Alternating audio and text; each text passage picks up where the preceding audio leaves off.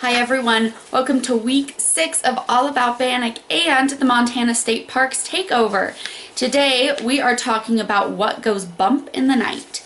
So today Bannack is a ghost town, which technically just means that it was a town and was eventually abandoned, not actually like a town full of ghosts.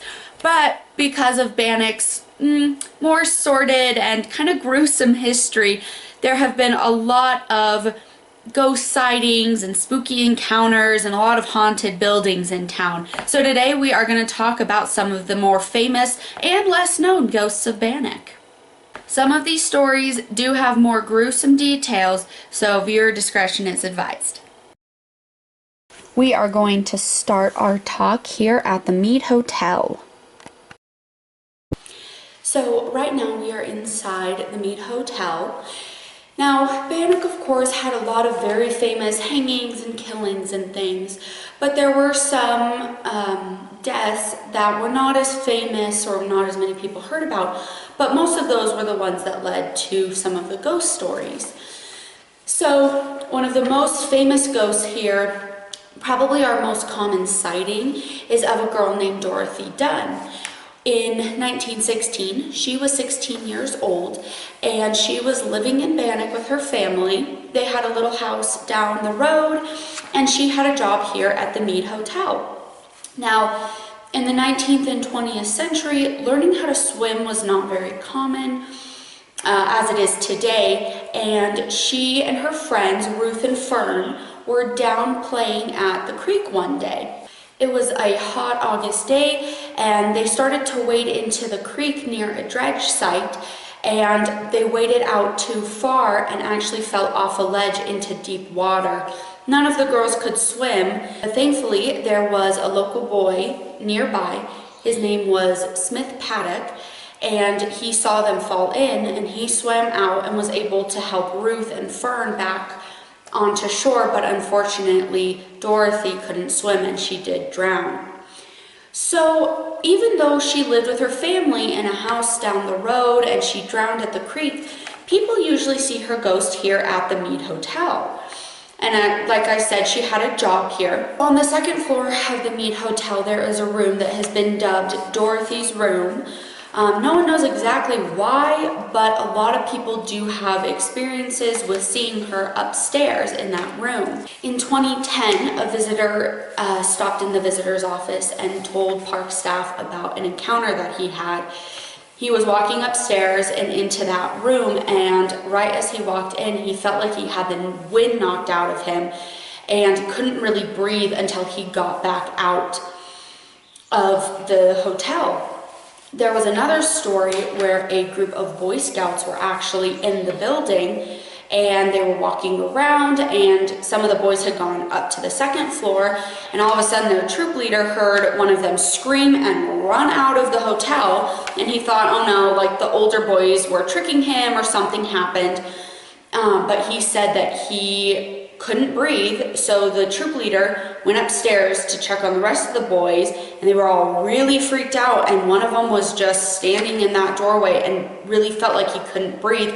So he kind of had to like pull him and be like, okay, let's go, take him out, where he finally felt like he could catch his breath.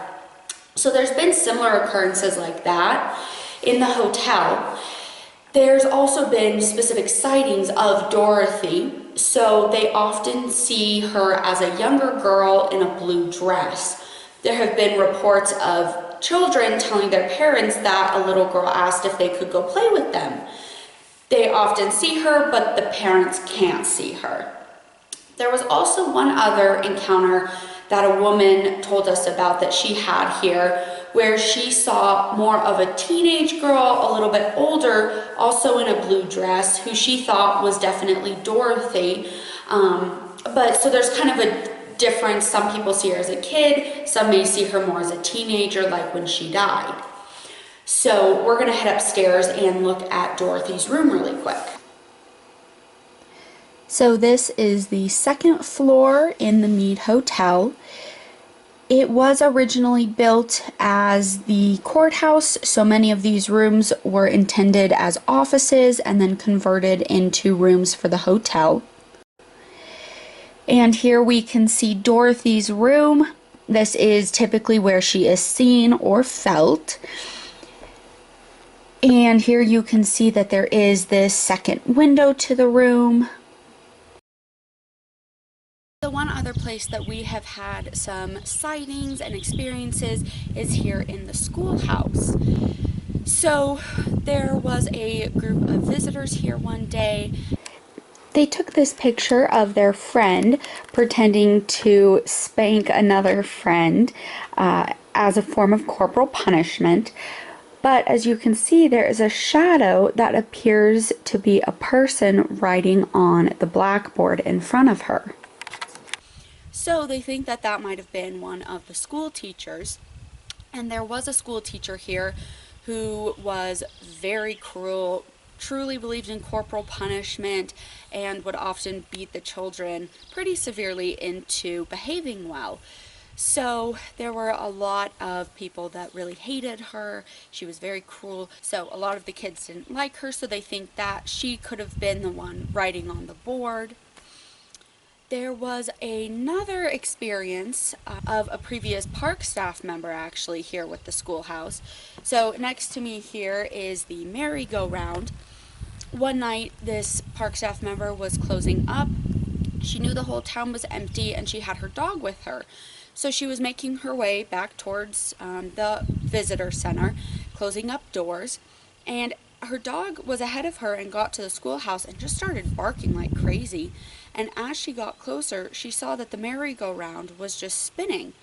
And she said there was no wind, it was very strange, and she tried to kind of, calm her dog down, be like, okay, let's move along.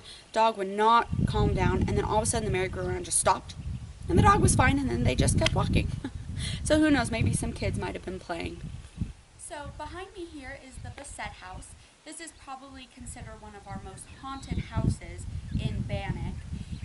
It was lived in obviously by the Bassett family, but it was often used actually as a quarantine.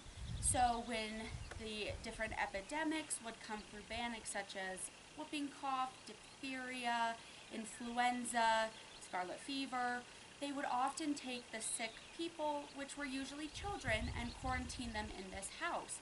As you can see, it has 2 stories, so the sick would often be put upstairs.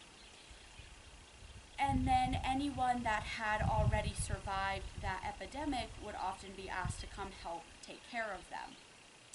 But it is said today that even when the building is completely empty, you can sometimes hear babies crying. Now there was one experience that a couple had here in town. They were on a tour and their tour guide took them inside the house, and the wife looked around and immediately left and walked straight across the street. She did not want to be in there, and her husband went out and asked her if she was okay, and he came back and asked the tour guide if there is a reason why she would be smelling something almost sickeningly sweet. And when there were sick people in this house, they would actually burn tar to help cover up the scent of the sick. So she could have been smelling that.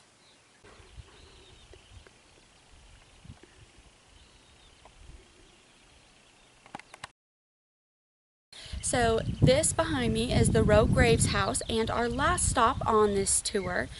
So this house was built 1866-67 by the Rowe family. They were one of the first families to really get rich in Bannack, and then it was eventually bought by the Graves family. And so those were kind of the most notable people that lived here.